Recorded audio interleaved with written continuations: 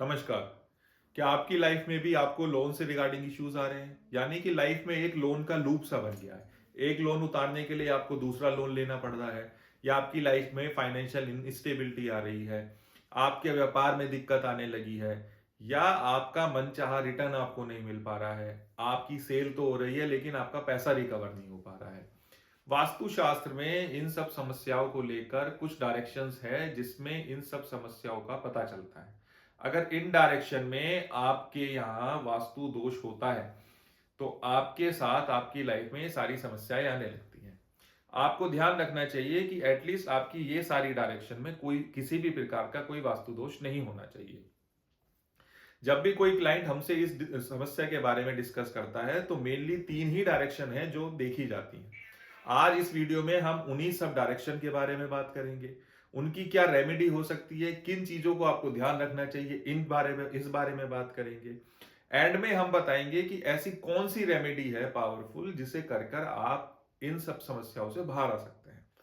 सबसे पहले हम देख लेते हैं कि वो तीन डायरेक्शन कौन सी हैं जिसमें सबसे ज्यादा मेजर वास्तु दोष होने से ये सारी दिक्कत आपकी लाइफ में आती है।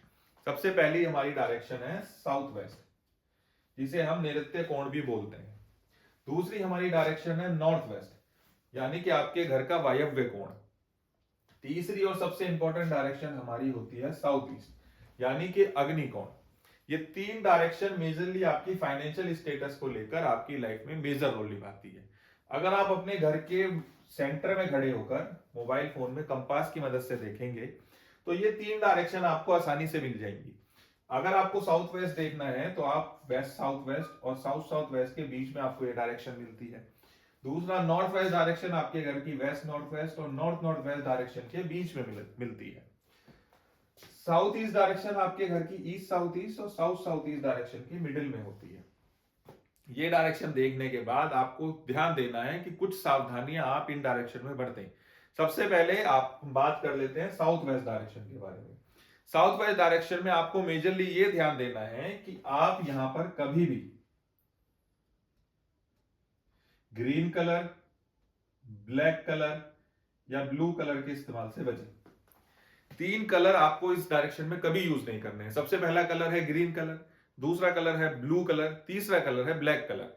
इन तीन कलर को आपको नहीं इस्तेमाल करना चाहिए इस डायरेक्शन में। इस डायरेक्शन में आपको प्लांट का यूज भी नहीं करना चाहिए। एक और बहुत बड़ी चीज है जो अक्सर देखी जाती है, उसका भी आपको ध्यान रखना चाहिए।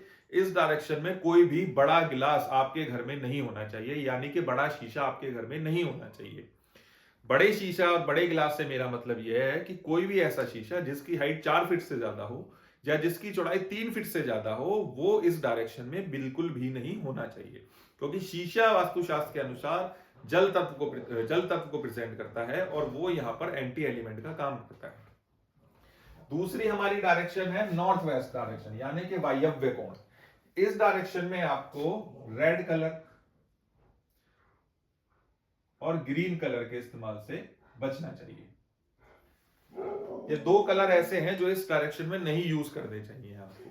दूसरा, इस डायरेक्शन में आपको प्लांट का इस्तेमाल भी नहीं करना चाहिए। इस डायरेक्शन में आपका गिलास हो सकता है लेकिन आपको कोई भी बड़ा गिलास लगाने से यहां भी बचना चाहिए। प्लांट भी नहीं यूज करने चाहिए। तीसरी हमारी सबसे इंपॉर्टेंट डायरेक्शन है साउथ ईस्ट, यानी कि अग्नि को। इस डायरेक्शन में आपको कभी भी ब्लू कलर या ब्लैक कलर का इस्तेमाल नहीं करना चाहिए। साउथ ईस्ट डायरेक्शन में आप ब्लू और ब्लैक कलर के इस्तेमाल से बचें। दूसरा, इस डायरेक्शन में कोई भी बड़ा गिलास यूज ना करें। इस डायरेक्शन में आप प्लांट्स का इस्तेमाल कर सकते हैं। इस डायरेक्शन में आपका किचन बहुत अच्छा रहता है। इन चीजों का आप ध्यान दीजिए। दूसरा, आपको दो तीन चीजों का और मेजरली ध्यान देना चाहिए। सबसे पहले, आपके घर पर आप बेड पे बैठकर अगर खाना खाते हैं तो उसे आज से ही बंद कर दीजिए। ये मेजर वास्तु दोष बनता है और आपकी लाइफ में तरह तरह से प्रॉब्लम क्रिएट करता है। एस्ट्रोलॉजी के हिसाब से भी अगर आप बेड पर बैठ के खाना खाते हैं तो ये आपकी लाइफ में कर्जे का कारक होता है। तो आपको ध्यान देना है कि आप हमेशा जमीन पर बैठकर खाना खाएं, बेड पर बैठकर कभी भी खाना ना खाएं। दूसरा, हम एक बहुत इंपॉर्टेंट टॉपिक के बारे में बात कर लेते हैं कि सपोज आपके इन तीन डायरेक्शन में टॉयलेट आ जाए तो उसकी क्या रेमेडी हो सकती है।